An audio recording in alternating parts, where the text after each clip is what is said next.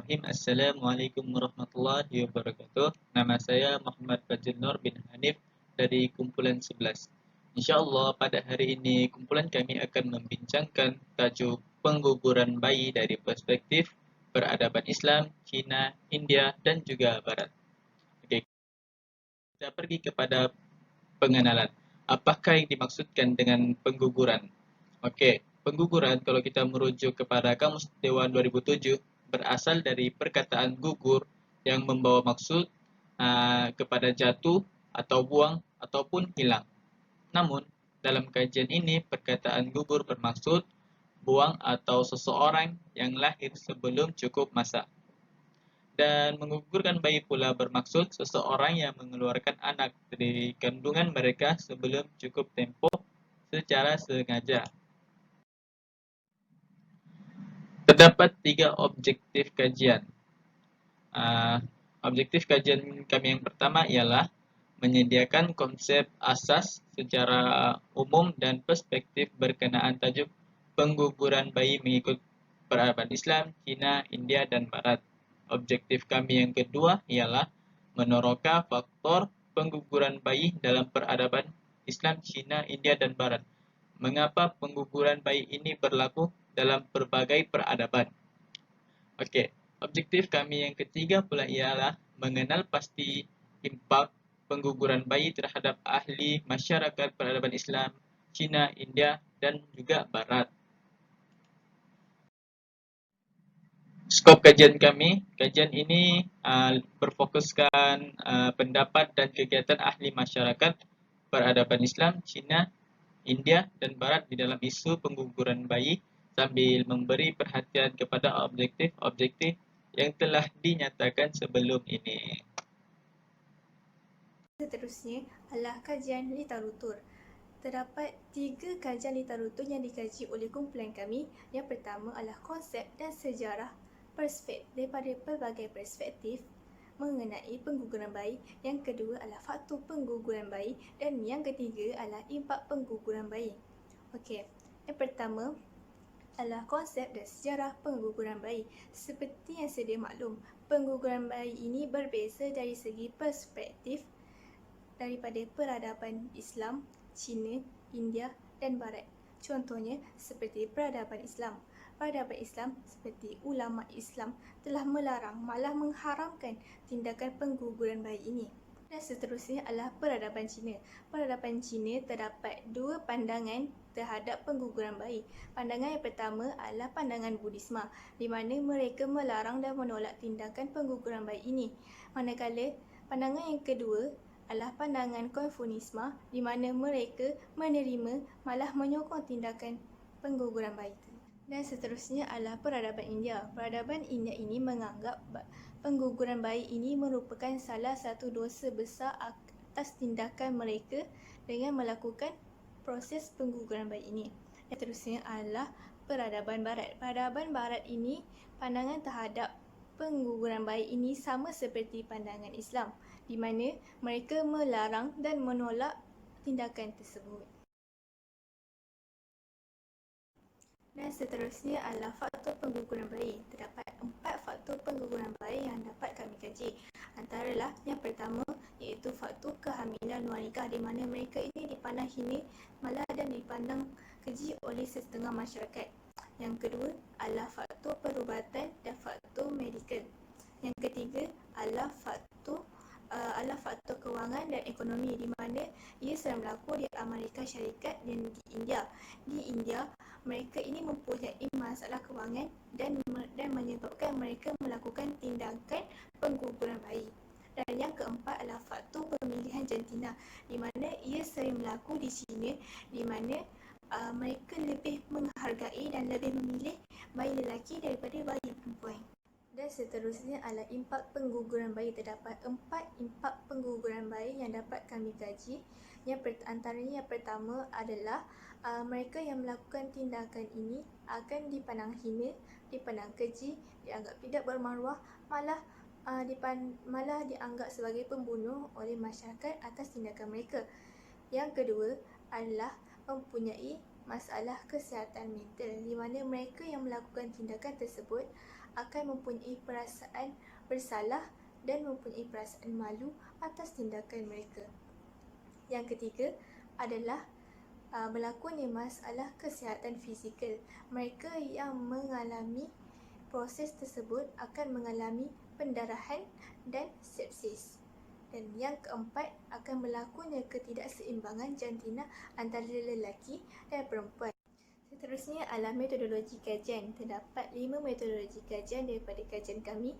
Yang pertama adalah jurnal ilmiah, yang kedua adalah buku atas talian, yang ketiga adalah laporan rasmi, yang keempat adalah organisasi kerajaan, dan yang kelima adalah organisasi bebas. Perspektif pengguguran dalam peradaban Islam. Dalam Islam, mereka menggunakan perkataan al-ijtihad untuk merujuk kepada pengguguran. Perkataan ini membawa maksud jatuh atau tergelincir. Perkataan ini digunakan oleh para imam dari mazhab Syafi'i, manakala daripada mazhab lain iaitu mazhab Maliki, Hanafi dan Hanbali, mereka menggunakan perkataan al-isqat untuk merujuk kepada pengguguran. Terdapat beberapa ulama yang mengeluarkan hukum tentang pengguguran ini. Antaranya mereka mengeluarkan hukum makruh jika janin tersebut sedang membesar dan dibolehkan pengguguran ini dilakukan jika janin tersebut belum bernyawa. Namun, terdapat ulama yang mengharamkan pengguguran ini dilakukan walaupun janin tersebut belum bernyawa. Oleh itu, ulama Islam telah bersepakat untuk mengharamkan pengguguran bayi ini jika janin berusia 4 bulan atau 16 minggu. Perspektif pengguguran bayi dalam peradaban Cina. Di China, segelintir dari masyarakat mereka menganut ajaran Confucianism yang membolehkan pengguguran bayi ini dilakukan kerana mereka percaya bahawa kehidupan itu berlaku saat mereka dilahirkan dan bukan sewaktu dalam kandungan. Namun di China juga terdapat masyarakat mereka yang menganut agama Buddhism yang tidak membenarkan pengguguran ini dilakukan kerana menganggap aktiviti ini tidak bermoral dan janin tersebut adalah manusia yang sudah bernyawa. Walau bagaimanapun, di China terdapat undang-undang yang membolehkan pengguguran bayi ini dilakukan. Undang-undang ini digalakkan oleh kerajaan China pada tahun 80-an untuk mengawal populasi negara. Terdapat beberapa cara yang digunakan oleh masyarakat China untuk menggugurkan bayi tersebut, iaitu dengan melakukan proses pembedahan pada zaman dinasti Han dan melakukan prosedur medikal pada zaman abad ke-21 iaitu pada zaman moden ini. Seterusnya, peradaban India. Kebanyakan masyarakat India berpegang kepada kepercayaan agama Hindu. Pengguguran dalam agama Hindu dipanggil sebagai Sramsrona, iaitu gugur atau jatuhnya janin, dan juga beronahan, iaitu pembunuhan embrio. Menurut kitab suci agama Hindu, pengguguran bayi dianggap sebagai tidak bermoral kerana mereka mempercayai bahawa janin itu perlu diberi perlindungan khas. Terdapat juga segelintir wanita di India yang tidak bersetuju dengan pengguguran bayi kerana mereka menganggap perkara itu sebagai perbuatan yang keji. Akhir sekali, peradaban Barat. Pengguguran bayi telah wujud sejak zaman Yunani dan juga Rom. Masyarakat Yunani dan juga Rom menerima prosedur pengguguran bayi secara positif. Terdapat dua pendapat berkenaan pengguguran bayi. Pendapat pertama ialah pendapat pro-life. Masyarakat menentang prosedur pengguguran bayi kerana mereka menganggap janin itu telah bernyawa apabila ia disemai dalam rahim. Ini kerana mereka terpengaruh dengan gereja Katolik dan juga Protestan yang mengaji perbuatan pengguguran bayi. Pendapat yang kedua ialah pendapat pro-choice. Masyarakat menyokong pengguguran bayi kerana mereka menganggap itu adalah satu kebebasan bagi wanita untuk mencapai apa yang mereka mahu. Ini kerana mereka dipengaruhi oleh gerakan feminisme yang mengetengahkan isu kebebasan bagi wanita untuk mencapai apa yang terbaik dalam kehidupan mereka. Seterusnya, faktor pengguguran bayi dalam peradaban Islam, China, India dan Barat. Antaranya ialah kehamilan luar nikah, komplikasi medikal, beban kewangan dan ekonomi, dan pengguguran mengikut jantina. Faktor yang pertama, kehamilan luar nikah. Perkara ini terjadi hasil daripada hubungan seks bebas antara lelaki dan perempuan. Untuk merahsiakan aktiviti perhubungan haram itu, wanita bertindak untuk menggugurkan kandungan tersebut. Faktor kehamilan luar nikah ini berlaku dalam semua peradaban, iaitu Islam, Cina, India dan Barat. Faktor yang kedua, komplikasi medikal. Ada wanita yang terpaksa menggugurkan kandungan atas sebab medikal seperti pregnancy-induced hypertension, sawan dan penyakit kronik. Ada juga setengah wanita yang terpaksa menggugurkan kandungan disebabkan kemalangan dan kecederaan fizikal yang boleh menyebabkan pendarahan dan kematian. Dan ada juga setengah wanita yang terpaksa menggugurkan kandungan atas sebab-sebab yang lain. Faktor yang ketiga, beban ekonomi dan kewangan. Ada wanita yang menggugurkan kandungan kerana tidak mampu untuk memiliki keluarga dan membesarkan anak. 40% wanita di Amerika Syarikat yang menggugurkan kandungan disebabkan oleh faktor kewangan. 57% pula di India yang menggugurkan kandungan disebabkan oleh faktor kemiskinan. Faktor yang terakhir iaitu faktor yang keempat, iaitu pengguguran mengikut jantina. Pengguguran mengikut jantina kebanyakannya berlaku di China. Anak lelaki lebih dihargai berbanding anak perempuan. Kebanyakan pasangan mereka berusaha keras untuk mendapatkan anak lelaki dan akan menggugurkan janin perempuan jika mereka sudah mempunyai seorang anak perempuan. Kesannya, dianggarkan sebanyak 200,000 janin perempuan yang digugurkan pada setiap tahun di negara China. Dapat berbagai impak yang hadir dalam masalah pengguguran bayi ini. Pertamanya, mereka yang menggugurkan bayi akan dipandang hina oleh masyarakat. Ini kerana ada yang beranggapan bahawa wanita yang menggugurkan bayi ini sebagai seorang yang tidak bertanggungjawab dan mementingkan diri sendiri. Manakala ada juga yang berpendapat bahawa mereka yang menggugurkan bayi ini sebagai seorang yang masuk campur akan kuasa Tuhan. Dan ada juga yang mengatakan bahawa mereka yang menggugurkan bayi ini sebagai seorang yang tidak bermaruah berikutan stigma yang datang dengan pengguguran bayi, bahawa mereka yang menggugurkan bayi hanyalah melakukan sedemikian serta melakukan hubungan seks bebas dan memiliki pelbagai pasangan. Yang kedua adalah wanita yang menggugurkan bayi akan lebih cenderung untuk mengalami masalah kesihatan mental. Dan ini dibuktikan oleh kajian daripada Gisler et al. Pada tahun 1996, di mana pengguguran bayi itu boleh menyebabkan wanita mengalami masalah tekanan perasaan, kemurungan berpanjangan, penyalahgunaan bahan dan juga bunuh diri.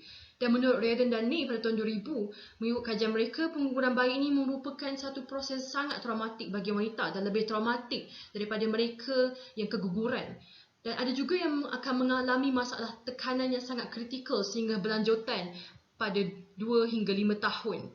Ketiga, wanita yang menggugurkan bayi juga akan mengalami masalah kesihatan fizikal. Dan menurut United Kingdom National Health Service pada tahun 2020, 1 dalam 1,000 wanita yang menggugurkan bayi akan mengalami masalah sepsis yang disebabkan oleh proses curette dalam prosedur pengguguran bayi yang mencederakan rahim dan uterus. Dan ada juga yang akan mengalami masalah kesuburan setelah menjalani prosedur pengguguran bayi. Dan jika mereka dapat hamil, mereka berisiko untuk mengalami masalah pendarahan antepartum, di mana ia akan mendatangkan kematian kepada ibu dan juga anak. Akhir sekali, masalah pengguguran bayi juga akan menyebabkan ketidakseimbangan demografi antara lelaki dan juga perempuan. Dan masalah ini berlaku di negara China, di mana terdapatnya pengguguran bayi mengikut jantina.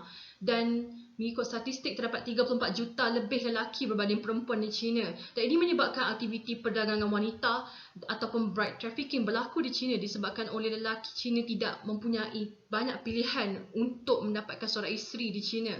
Dan menurut BAR pada tahun 2019, dianggarkan sebanyak 3,000 hingga 13,000 wanita diseluduk masuk dari Vietnam, Myanmar, Pakistan dan India ke China. Dan akibatnya wanita ini bukan setakat menjadi mangsa pemerdagangan, mereka juga akan didera secara mental dan fizikal oleh suami mereka. Dan ada juga yang mati di tangan suami mereka ini.